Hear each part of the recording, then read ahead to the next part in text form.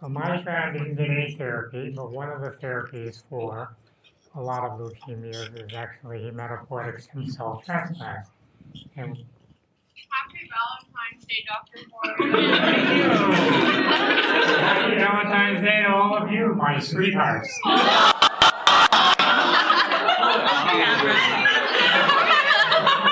way I talk about all you folks at home, my wife is jealous. I know it's my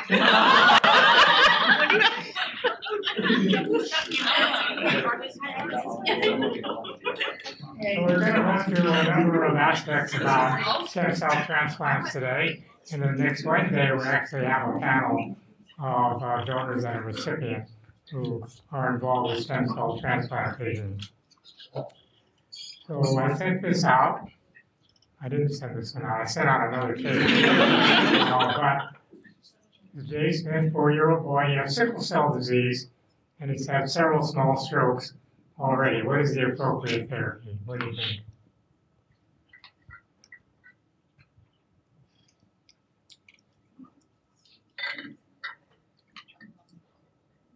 A, B, C, D. Is it C? E? Yeah, well, actually, E maybe should be any of the above, but it could be all of the above. And this is really a development over the last, I don't know, 15 years, maybe. We know that hydroxyurea is useful for reducing sickling. It also has an effect, I think, on trying to maintain upregulation of fetal hemoglobin, which then dilutes the amount of sickle hemoglobin. We now do red cell exchanges by apheresis at Coprolani, where we can reduce the load of sickle hemoglobin quite a bit and replace it with normal hemoglobin. We can also now, because the mortality and morbidity in the acute phase from stem cell transplantation is so low, we can now do transplants and talk about it in a later slide for non-malignant diseases. And so these are big programs now for some patients where they can actually get stem cells with normal hemoglobin in them. And then we also have a couple of new gene therapies that probably a lot of you have read about, where we're not necessarily, I'm not sure if there's a gene therapy that actually replaces the abnormal sickle gene, but there are some that are involved kind of in down-regulating or up-regulating fetal hemoglobin to the point where the patients don't have a lot of the complications of having full-blown sickle cell disease. So we talked a little bit about the history of stem cell transplantation, originally called bone marrow transplantation. And this is just to remind you, it's not working again, what the lineage of all of the hematopoietic cells are. So the cell that we're talking about is this initial self-renewing, a stem cell by definition is self-renewing, right? So in the hematopoietic system, this is the CD34 positive cell that we also use as a marker when we're trying to identify the percentage of stem cells in a product to give to a recipient of a stem cell transplant. So these are the self-renewing cells here, and then they develop into these multipotent progenitors, which then have two lineages, either lymphoid or myeloid, and the myeloid give rise to the erythroid red blood cells, and then also platelets to the megakaryocytes, and so on. And the lymphoid progenitors give rise to the T cells, B cells, and then also natural killer, and then the other subset of T cells. So the history of this is Dr. Edwin L. Thomas was the first. He worked this out in Cincinnati beetles back in Vermont, but he eventually moved to Seattle, where he had a big research program at the Fred Hutchinson Research Center, and now a lot of the transplantation originated at what the cancer center there is the Seattle Cancer Care Alliance, and some of you may have heard. But he did the first transplant, again in twins, the same as with solid organ kidney transplants back in 1959, and the 1990 Nobel Prize was shared by a couple of transplant pioneers. So Dr. Thomas was one, and then Dr. Murray, the plastic surgeon who was involved in the kidney transplant, was the other recipient of that. And we actually did the first Hawaii bone marrow transplant back in 1978. Here, Dr. Livingston Wong, who did the kidney transplants, also did this patient. He had aplastic anemia, so he did not have malignancy, but he was able to be rescued from death by aplastic anemia, and the patient is still alive. So overall, there are about 90,000 transplants that are done worldwide, and we hit the 1 millionth transplant mark. It's now 12 years ago, and a couple of years ago, we're up to about 1.5 million total transplants over the time they've been doing these. So what are the types of transplants? Well, you can have autogenetic transplants where you can take bone marrow from yourself, treat whatever underlying disease you have, and then give it back. They do this for multiple myeloma. Allogeneic transplants, which is between two different individuals, and again, same as with solid organs, these are called allografts. They can either be match related, that is somebody in your own family. They can be matched unrelated, or mud transplants. And then now a lot of work is being done where you're only half matched. Excuse me. So you can be getting a transplant from a sibling or a transplant from one parent. And these are some of the diseases that can be treated with stem cell transplantation. So a lot of leukemias are allogeneic transplants. Lymphomas can be treated. Hodgkin lymphoma, if it doesn't respond to initial therapy, you can either undergo an auto or an allogeneic transplant. Multiple myeloma, standard therapy now is you collect all the stem cells by apheresis, you freeze them, you give chemotherapy to treat the myeloma. This is if it doesn't respond just to chemotherapy alone. Then you give some of the cells back, you give more chemotherapy, and then you give more of the frozen stem cells back again. And if that doesn't treat the patient, then some of those patients can also go on to get an allogeneic transplant. And then what's interesting is in pediatric patients who have neuroblastoma, they can be treated with chemotherapy.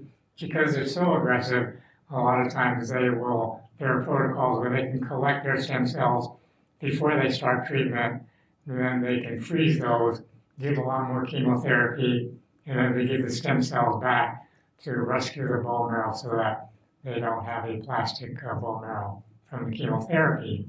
And then, as I said, we're doing a lot of non-malignancies with allogeneic transplant. So we're beginning to identify early pediatric patients who have primary immunodeficiencies, and we can treat them with stem cell transplants, Fanconi anemia, some of the alpha and beta thalassemias, sickle cell disease, and then also there are cases with living-related kidney donors where we can aspirate some of the bone marrow or some of the bone marrow from them and then give it back to the recipient in hopes of trying to get the recipient to develop tolerance to the donor kidney. And you've probably heard about a couple of cases of HIV patients where they were being treated for leukemia, but the stem cells that they received from the donor also happened to be CCR5 negative, which is a receptor for HIV. And as a result of getting those new myeloid cells that don't have that receptor, their HIV actually went away and they were cured. So survival has gotten better over the years, and this is really only tracking back to 2001. So as with a lot of cancers and so on, we're really looking at 5-year survivals, see how it goes. So when we started looking at this at the turn of the century, the first period here, overall survival, this is basically everybody who got a transplant, survival was about 45, 50%. A lot of this was still mortality from the acute phase where they get infections right after the transplant, and graft versus host disease, which we'll talk about, and so on. But it's gotten to be so much better than the current era. And this is actually 2025 data, but it only tracks to 2021. Is overall survival at 5 years now is about 65 to 70%. So your chances of dying from disease if it's not treated much greater than if you can really get a transplant. Yeah, and this is just a depiction of one of acute lymphoblastic leukemia in a pediatric population, ALL. You probably will find out when you do your learning issues is the most common leukemia in kids. And they have a very good chance if they have complete remission. So they get chemotherapy to see if they go into remission. If they go into one remission, then the best chance they have at complete remission overall is to go ahead and give them a transplant.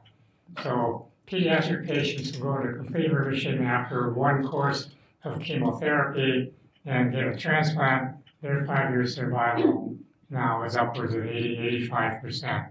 And you see that if they have to undergo another round of chemotherapy because they weren't in complete remission, then their overall survival drops.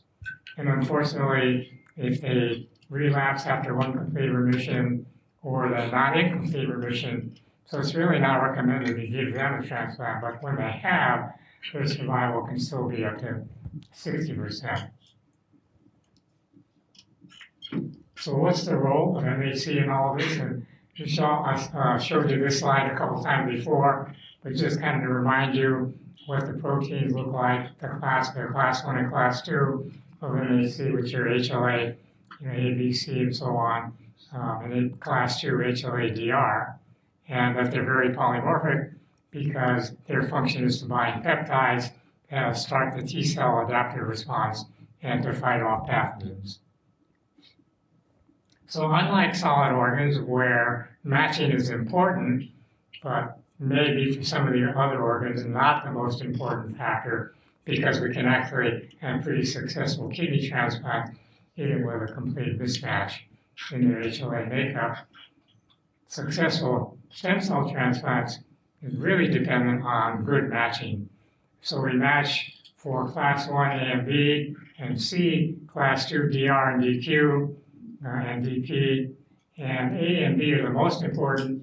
Class 2 DR and DQ are next important, and C and DP are not so important. But the best match for stem cells is 10 out of 10.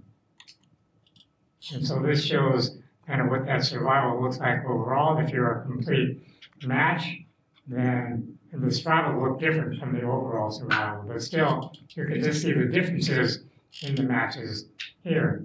So if you have one AB class 1 mismatch here, your survival is 35 to 40%.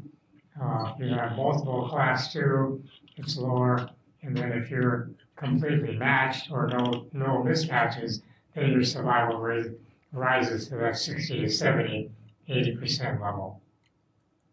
And then I showed you this the last time too, to show you the variety of DNA alleles are in the different classes, and we talked about how difficult it would be to try to match all of that, but we don't really have to be trying to do that. And so I talked about haplotype inheritance the last time, and I showed this. So if this is our patient who needs a stem cell transplant, then this would be a sibling that would match with him. And your chances are, because there's assortment of all of the HLA genes on one chromosome, they tend to run together when they're inherited by the siblings from the parents. So there's 4 different combinations, right? And then I think somebody might have pointed out that this particular patient has a 1 here instead of a 2. And that's because even though there's haplotype inheritance, sometimes there's individual genetic crossover. So Jane probably had a crossover event, and she got, or the father had a crossover event in some of his spermatozoa, and so she got a 1 instead of a 2. That makes sense? So I sent you this out before. So which is the best donor for this man with AML? Have any ideas? Donor 2. Why? It's the same except for one mismatch in HLA-C, which like isn't as important as the others. Which one?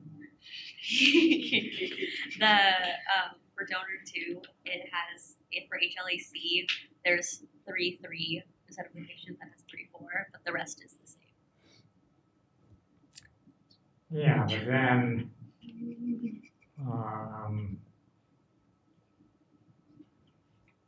so donor 3 is mismatched here. Sibling number 2.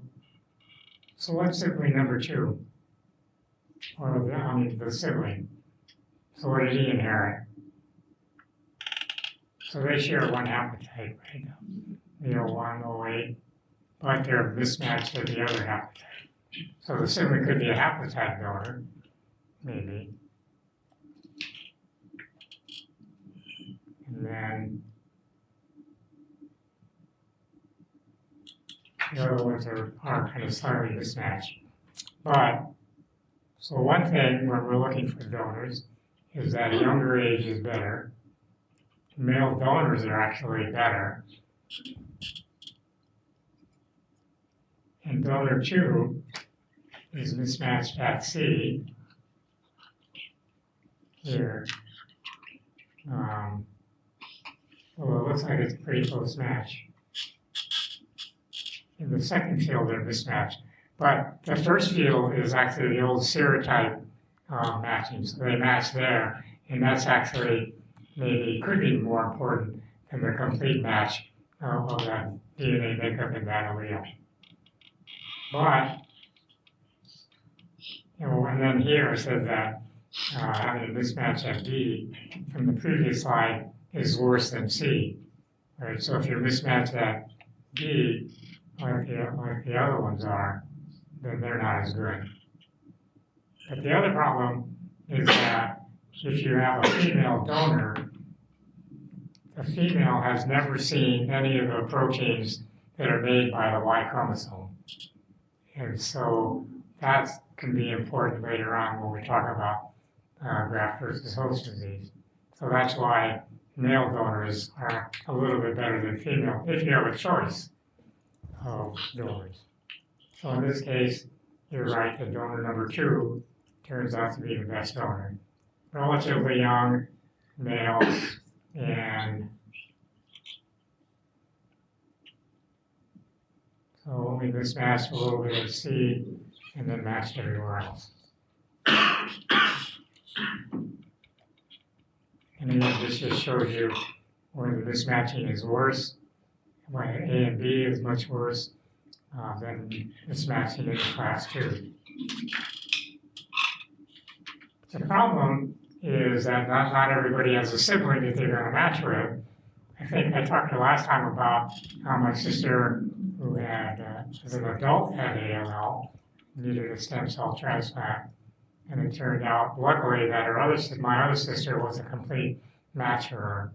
But overall, only about 70% of potential recipients who need a transplant can have a sibling donor. So that leaves between 30, maybe 40% who can't find one. So now what we have are unrelated bone marrow registries. And so nationally, this is run by the National Marrow Donor Program. And they're actually here this week as part of an international meeting at the convention center with a lot of stem cell transplanters talking about various aspects of stem cell transplantation. And the donor part of the program is actually called Be the Match. And maybe some of you have already signed up for this as potential donors. Locally, it's called the Hawaii Bone Marrow Donor Registry, or it was, until a few years ago. And now it's just called Be the Match Hawaii. So it's kind of been taken over by the national program as a branch. But in 2023, the National Marrow Program signed up 330,000 new donors. They did 7,400 transplants, that year. But the same as with solid organ transplants is the need is much greater than the supply. So 3,000 patients needing a stem cell transplant will die every year because they really have run out of options. Our Hawaii registry runs about 68,000 registrants at any one time. It kind of goes up and down. The latest data that I could find was in the end of 2023, we had 28 potential donors, and then you have to go to secondary screening and then looking at all those other factors, age, sex, and so on, whether one of those donors might be a good donor. We were able to do 14 peripheral blood stem cell collections by apheresis at Kapiolani. And sometimes, as we'll talk about later on, the transplant center for the recipient might actually prefer to get the stem cells from the bone marrow, which is where we did it originally. And so Kapiolani is also a bone marrow collection center, and they've done some, but none in 2023.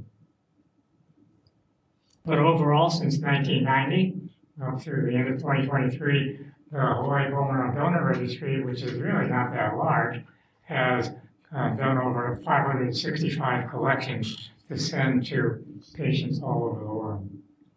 So the likelihood of finding a match is a national in the Be the Match program, because it probably has the most registrants who are white, can be 77 to 90% chance of finding a matched unrelated donor in the registry, and it falls off pretty significantly for African Americans, probably because they're underrepresented in the registry, and then it's kind of middling for these other groups.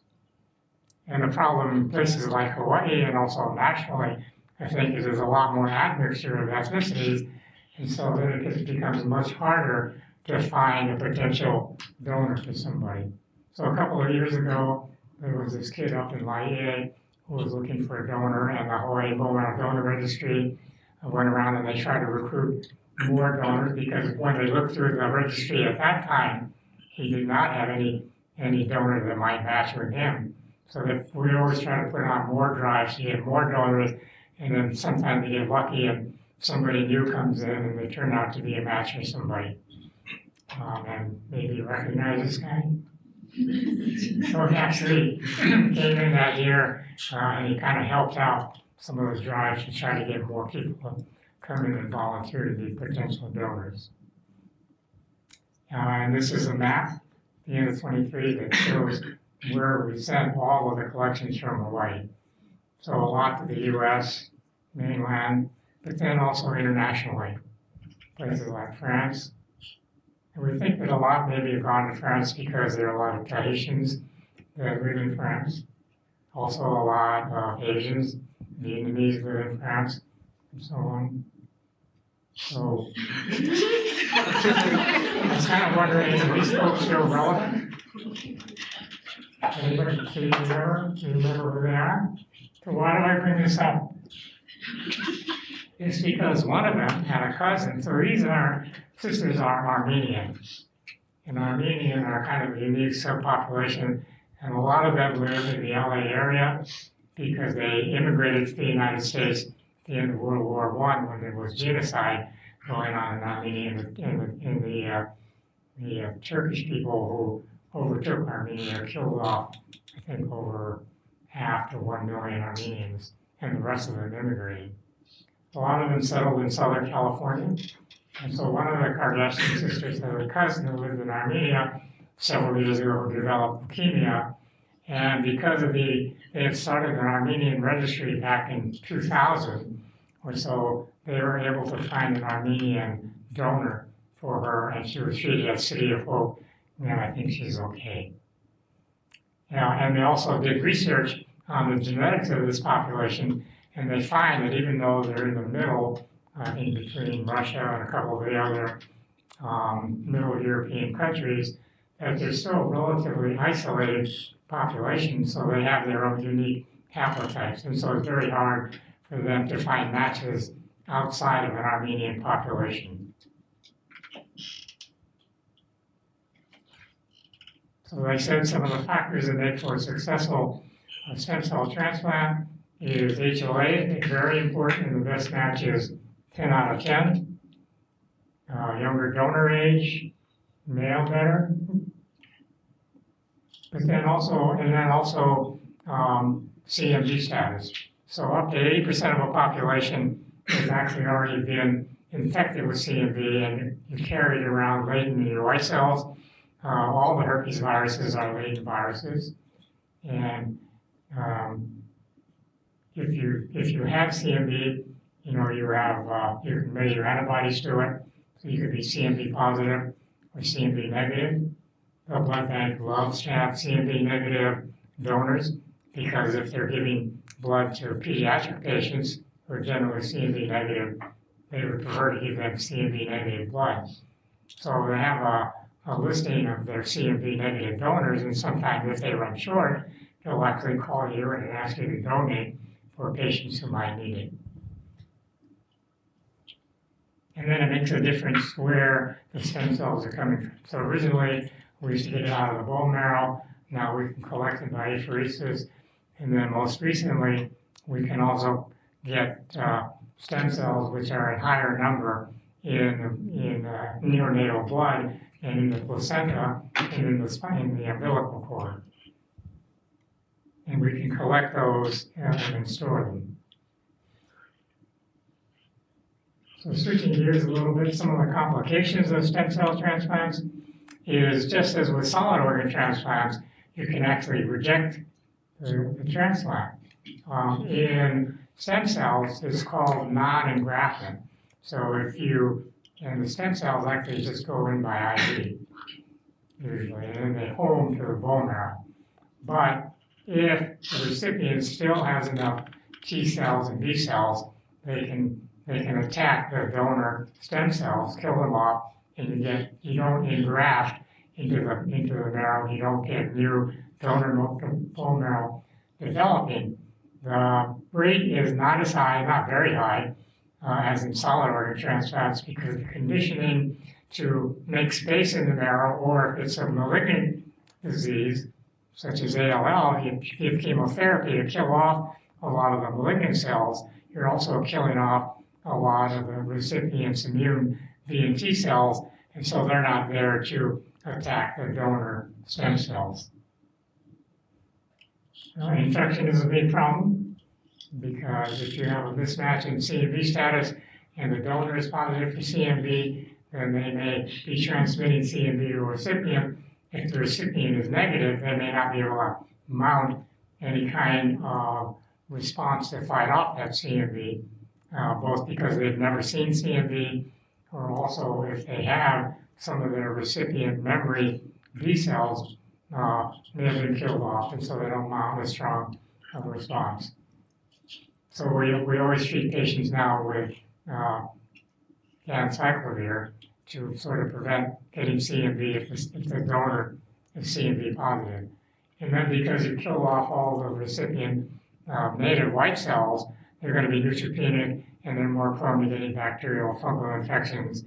And then also long term, if you're killing off some of the recipient memory B and T cells, then even though they've been vaccinated before, they may not have that response if they should see flu or something else. So this patient gets a stem cell transplant, matched sibling donor. 3 weeks later, he has diarrhea. What do you think he has? So again, maybe all of the above. All right, so you have CMV. It can attack the intestines, so you get bad diarrhea. He could also have been treated with a lot of antibiotics, and now he's developing C. difficile colitis. Could have some sort of diarrheal drug reaction, or it could have what's called graft versus host disease. So in addition to potential rejection, infection, and so on, there is this thing called graft versus host disease. So what is this? And we'll talk about it now. So in the usual situation with solid organ transplants or even with stem cells, when you infuse the donor cells here we know that the host T and B cells are the ones that eventually mount a response and then kill off or cause rejection of the donor stem cells or the donor kidney and so on. And with stem cells, that's called non-engraftment. Graft versus host disease is when you're infusing donor bone marrow or donor stem cells, you're also introducing a lot of the donor immune cells, T cells, dendritic cells, and so on. And so they can come in and they can actually recognize recipient tissue as foreign, and that's what's called graft versus host disease, and they have a tendency to go to certain organs.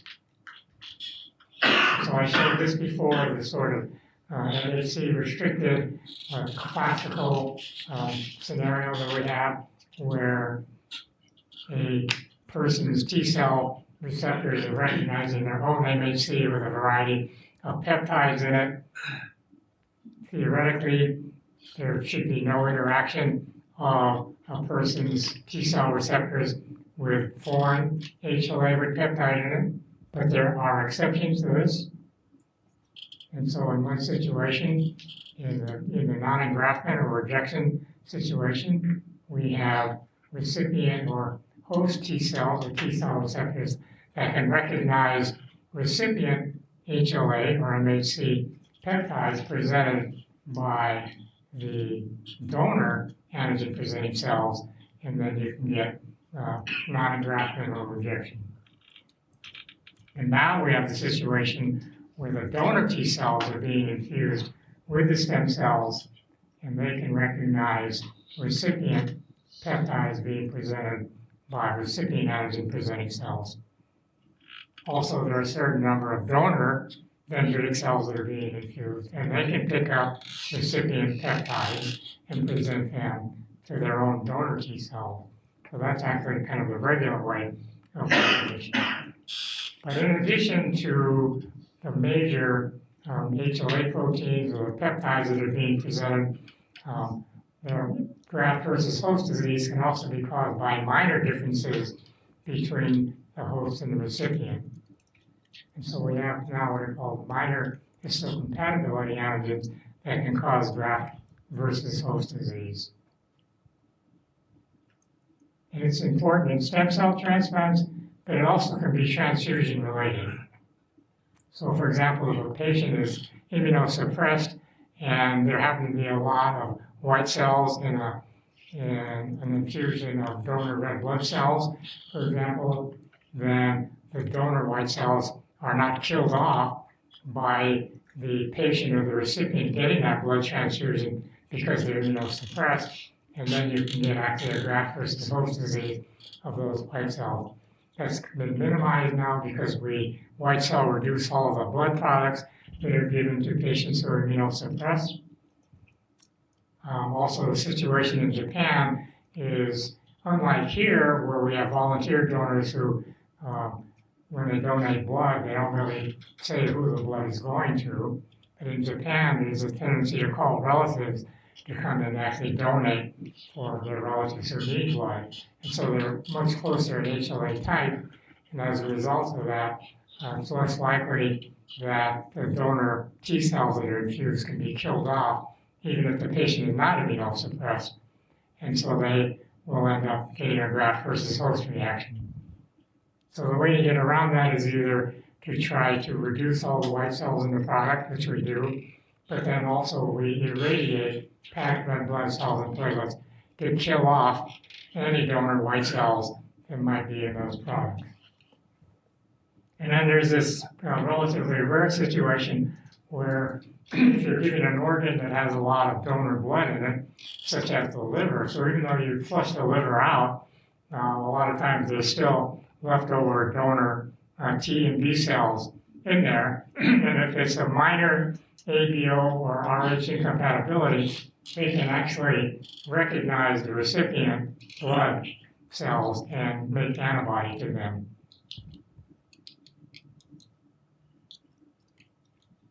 So what are some of the factors in graft versus host disease?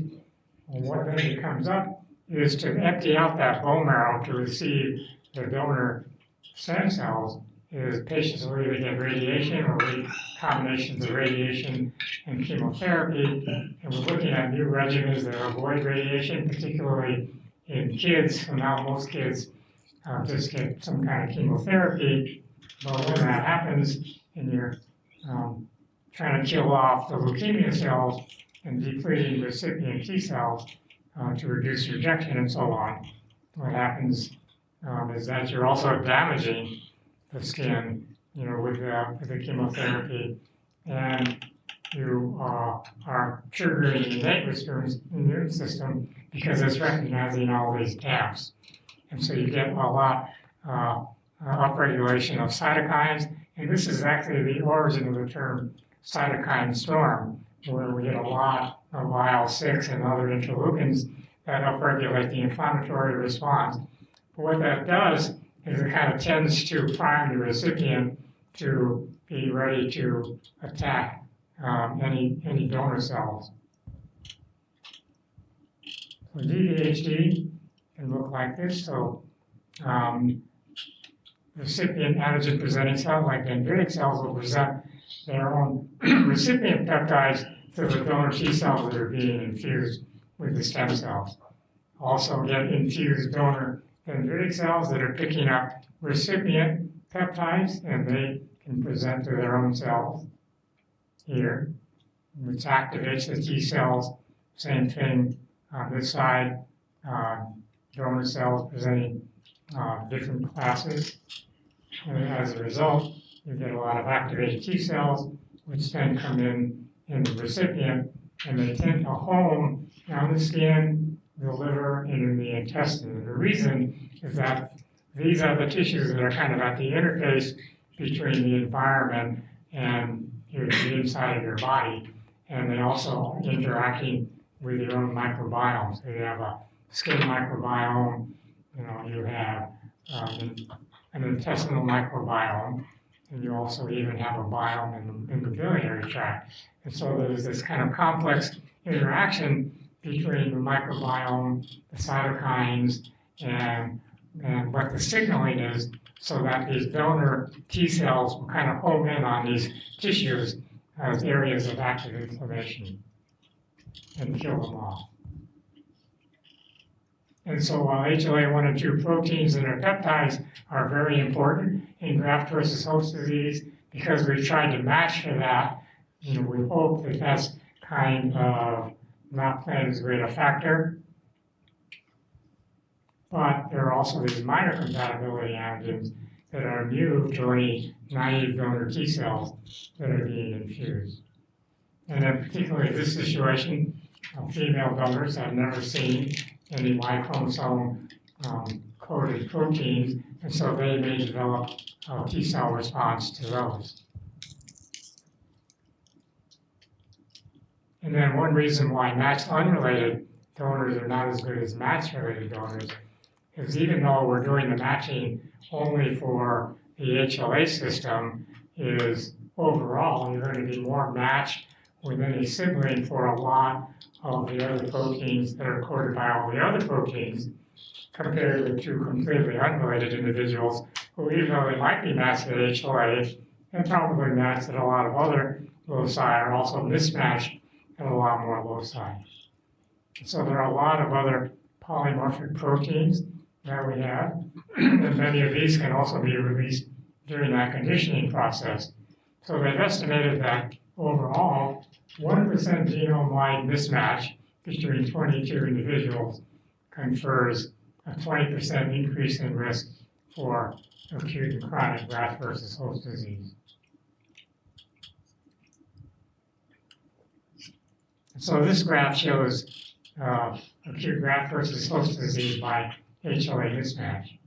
So if you're completely matched, you still have a 30% chance of developing GVHD if you're a class 1 mismatch, 40% if you match at more than 1, then the rate goes up to about 50% chance of developing GVHD. So I said the conditioning damages the tissue, tends to damage the ones with high proliferation rate. So again, those are like the ones at the interface. skin has a lot of turnover, your gut, intestinal lining has a lot of turnover. We talked about that. So this is what severe acute GVHD can look like in the skin. Tends to work on the ears.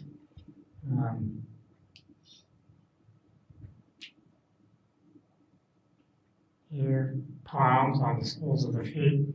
And it tends to occur maybe within a month to 2 months after transplant. So patients are put on steroids and given a lot of immunosuppressants. Severe grade 4 can be like a severe burn. I think this is actually a local patient from a long time ago. And if you do a biopsy of that, you can see this infiltration of CD8 cytotoxic T cells here coming up in all these apoptotic keratinocytes here.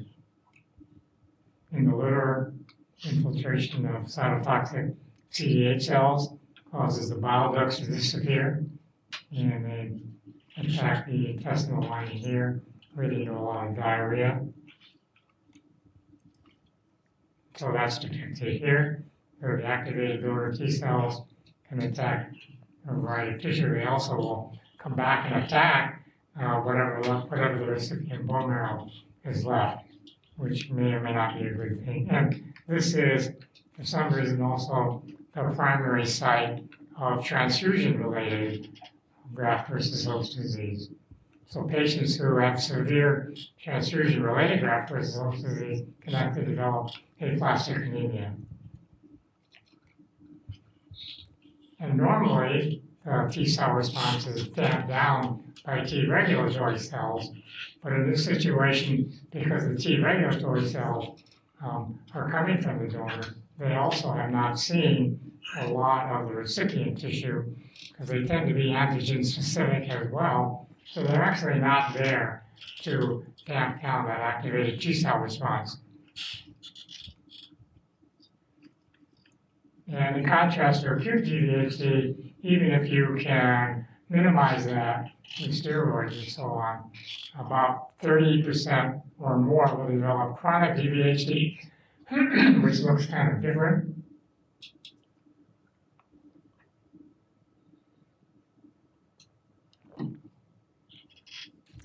You can kind of think of it as coming on after 3 months or greater after transplant. It tends to affect some of the same organs, but also other organs, such as the lacrimal glands and salivary glands. So you get a Sjogren-like syndrome where you get dry eyes, dry mouth, also attacks the lung.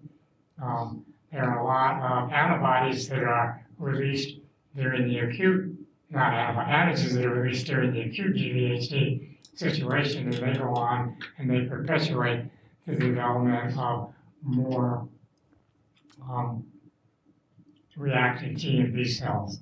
And then you also get activation of macrophages into a type 2 that tend to elaborate TGF-beta, which then upregulates fibroblasts. So one of the hallmarks of chronic GVHD is a lot of fibrosis in tissue.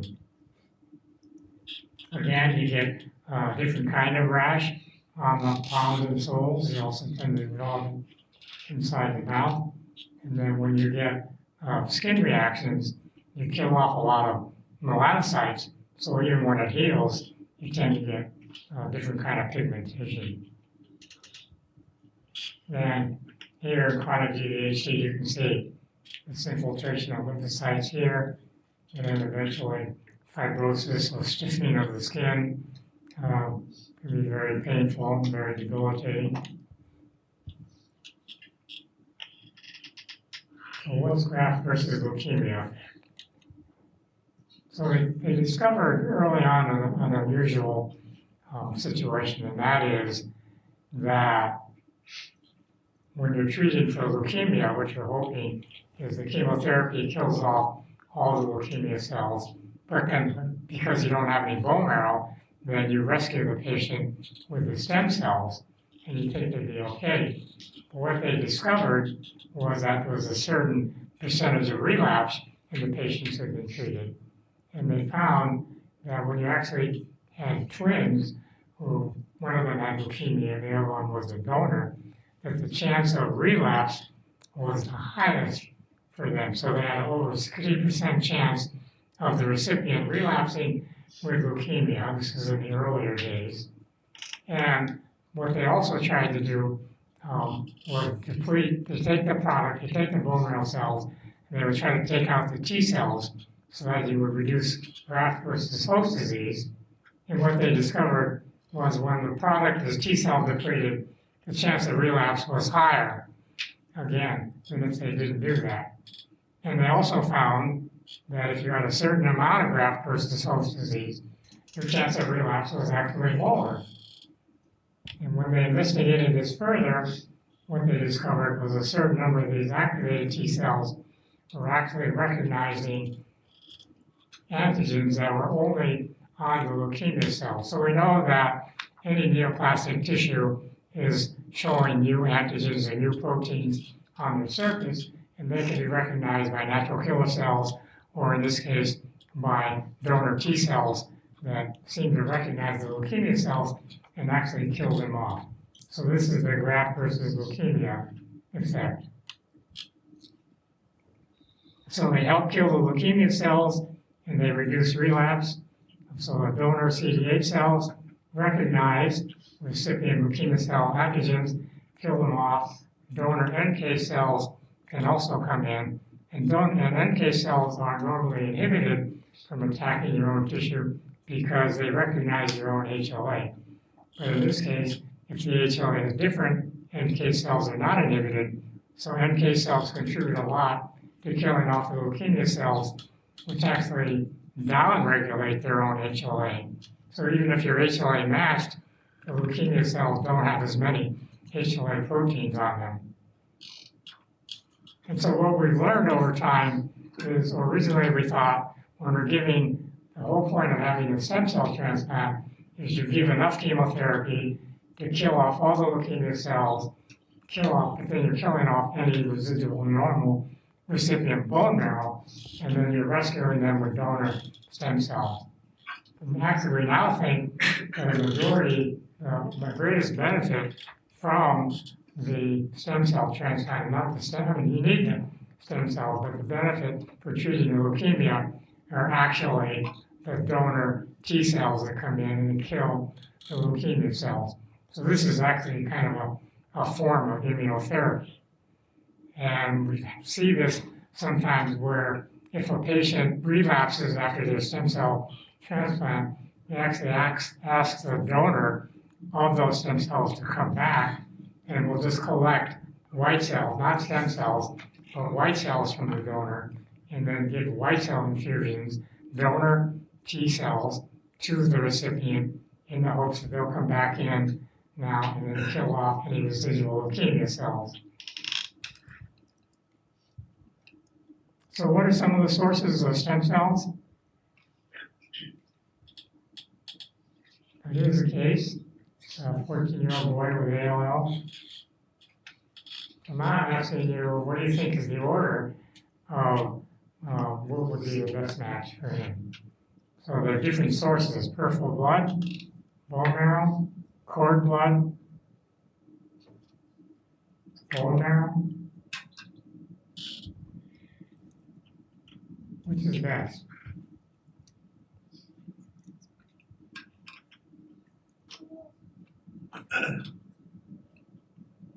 Having a 10 out of 10 match would be the best. And which would be the second best? So number one is 9 out of 10 match. Cord blood is only 8 out of 10. But it turns out that having cord blood is better. So the bone marrow is aspirated from the posterior iliac crest under anesthesia.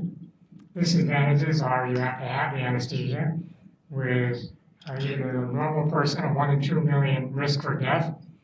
I don't know if they've ever lost a bone marrow donor. You also get a lot of pain in the hip. because you're it's very inefficient trying to get the marrow out. You're breaking down all of the little trabeculae in the bone, and there's a lot of blood in addition to the bone marrow that's in there. So you're also collecting a lot of blood. Sometimes you'll collect, you'll have the donor donate blood first and give it back as an autologous donation afterwards. And the number of stem cells that you can get out is kind of limited. Wait, sorry, Dr. Horio, so what was the correct order?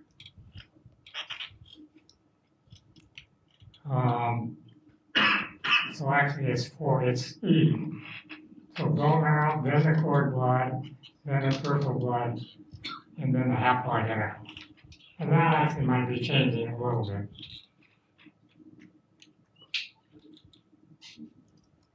So this is an early picture from St. Francis.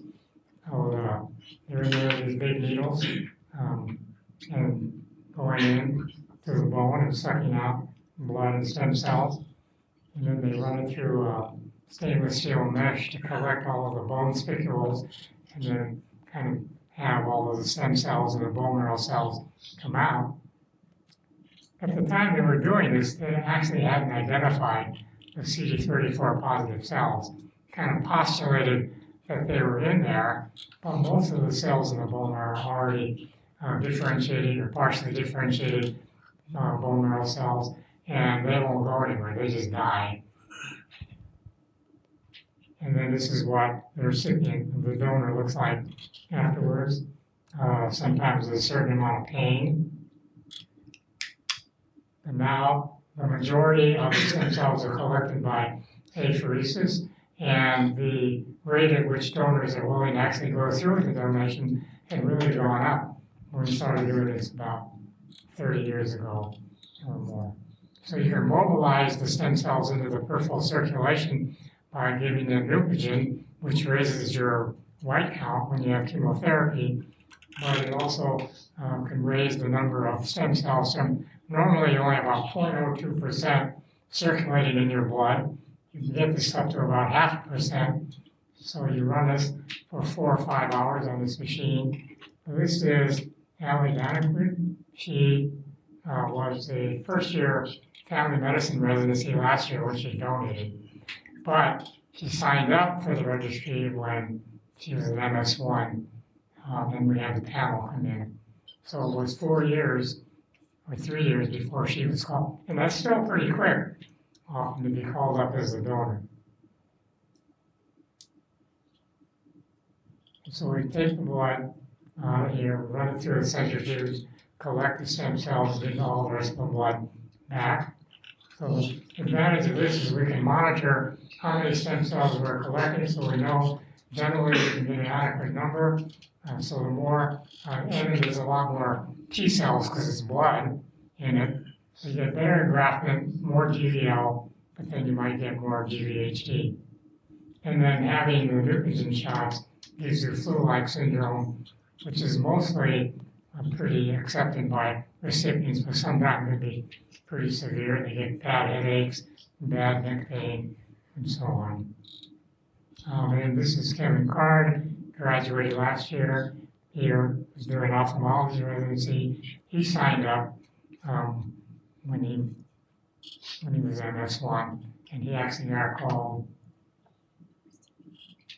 within 2 months. So he gave at the end of the first year. So the latest source of stem cells is umbilical cord bloods. First transplant was done back in already 1988, but we know that neonates have an increased number of circulating CD34 cells.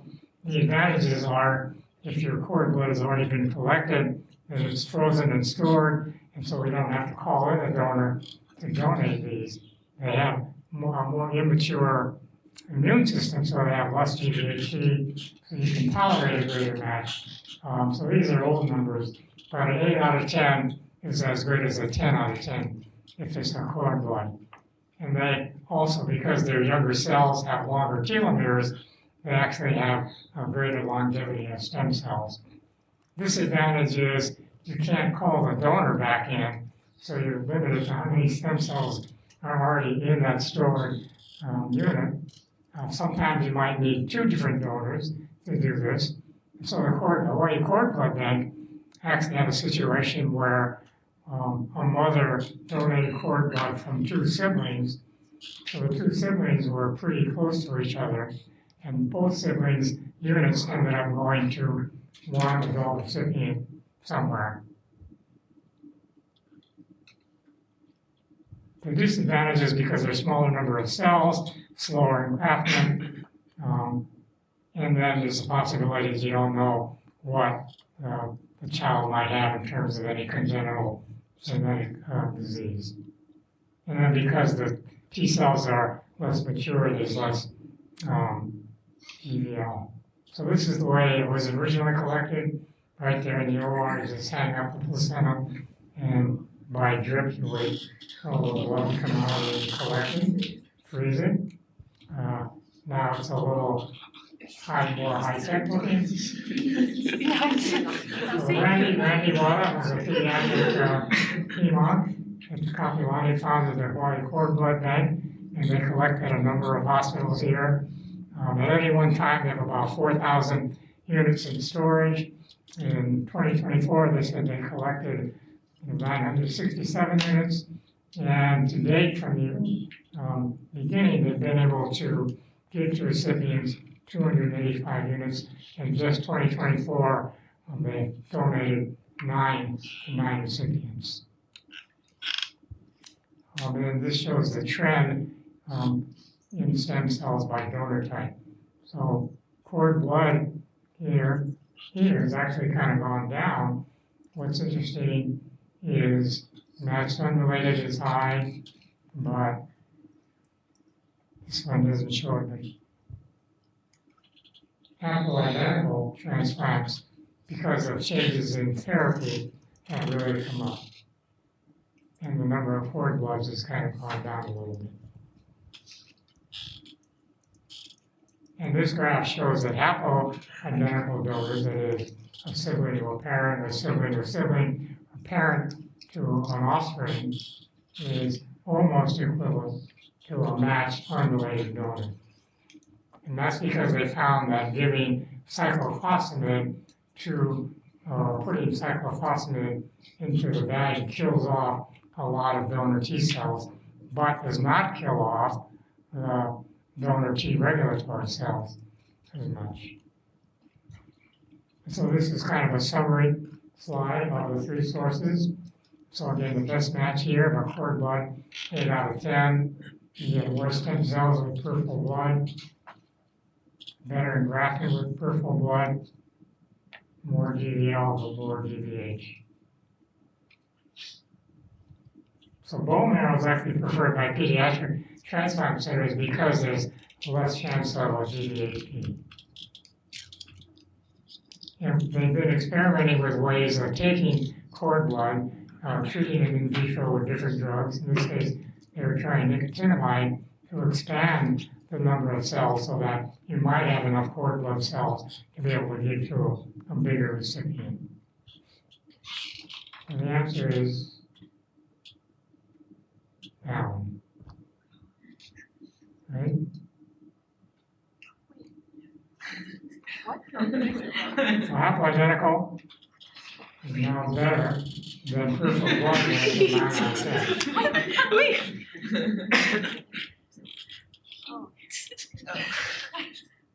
That was a trick question. All right, any questions? Sorry, we're over time. I